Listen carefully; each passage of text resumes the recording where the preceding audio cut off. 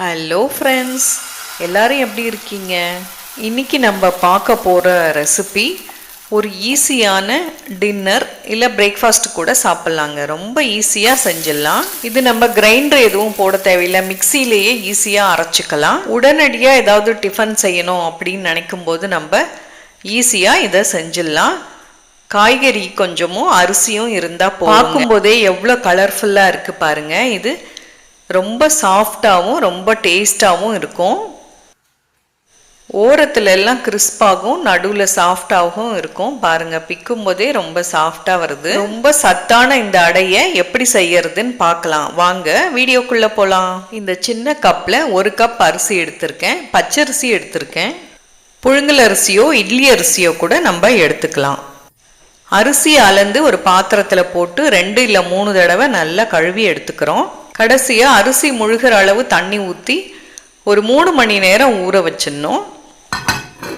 50 gram இருக்கிற அளவு உருளைக்கிழங்கு, ஒரு குட்டி உருளைக்கிழங்கு போகிறோம் இந்த அளவு அரிசிக்கு. இந்த மாதிரி தோல் சீவி நம்ம அதை துருவலில் நல்லா துருவி எடுத்து வச்சுக்கிறோம். அந்த துருவலை தண்ணியில் போட்டு வச்சிட்டோன்னா அந்த துருவல் கருப்பாகாத இருக்கும். குழந்தைங்க சாப்பிட்ற மாதிரி இருந்தால் நம்ம இந்த உருளைக்கிழங்கு தண்ணியில் போட தேவையில்லை. நம்ம உபயோகப்படுத்தும் போது அப்போ உடனே துருவி யூஸ் பண்ணிக்கலாம். நம்ம தேவையான காய்கறியை நறுக்கி எடுத்து வச்சுக்கிறோம். ஒரு சின்ன வெங்காயம், 1 வெங்காயம் பொடியாக நறுக்கிக்கிறோம். ஒரு சின்ன கேரட், கோஸ் கொஞ்சம், கொத்தமல்லி, கருவேப்பிலை, இஞ்சி, 1 தக்காளி, 2 பச்சை மிளகாய், இது எல்லாமே பொடியாக நறுக்கி எடுத்து வச்சுருக்கேன். அரிசி நல்லா ஊறிடுச்சு. இப்போ அதை மிக்சி ஜாருக்கு மாற்றி நல்லா அதை நைஸாக அரைச்சி எடுத்துக்க போகிறேன். அரிசி அளந்து அதே கப்பில் 3/4 அளவு தண்ணி எடுத்துக்கிறேன். அதில் பாதி அளவு தண்ணி ஊற்றி அரைச்சோன்னா சரியாக இந்த மாதிரி வந்துடும். இந்த அளவு தண்ணியாக அரைக்கணும். நல்லா நைஸாகவும் மசிஞ்சிருக்கணும் அரிசி. பாருங்கள், இது கரெக்டாக இருக்குது. இந்த அளவு தண்ணியாக அரைச்சி எடுத்துக்கிட்டேன். அடுப்பில் கடாய் போட்டு நம்ம ஒரு 3 ஸ்பூன் அளவு எண்ணெய் ஊற்றி கடுகு தாளிக்கிறோம். கடுகு நல்லா பொரிய விடணும். கடுகு பொரிஞ்சதுக்கு அப்புறமா உளுந்து 1/2 ஸ்பூன் சேர்க்கிறோம். உளுந்து பாதி வறுபட்டதுக்கு அப்புறமா சீரகம் 1/2 ஸ்பூன், பொடியாக அரிஞ்சு வச்சிருக்க இஞ்சி துருவல் 1/2 ஸ்பூன், 2 பச்சை மிளகா பொடியாக அரிஞ்சது, இது எல்லாமே சேர்த்து நல்லா வதங்கினதுக்கு அப்புறமா கட் பண்ணி வச்சிருக்க வெங்காயத்தையும் சேர்க்கிறோம். வெங்காயம் கொஞ்சம் வதங்கினதுக்கு அப்புறமா துருவி வச்சிருக்க ஒரு குட்டி கேரட் அதையும் சேர்த்துக்கிறோம்.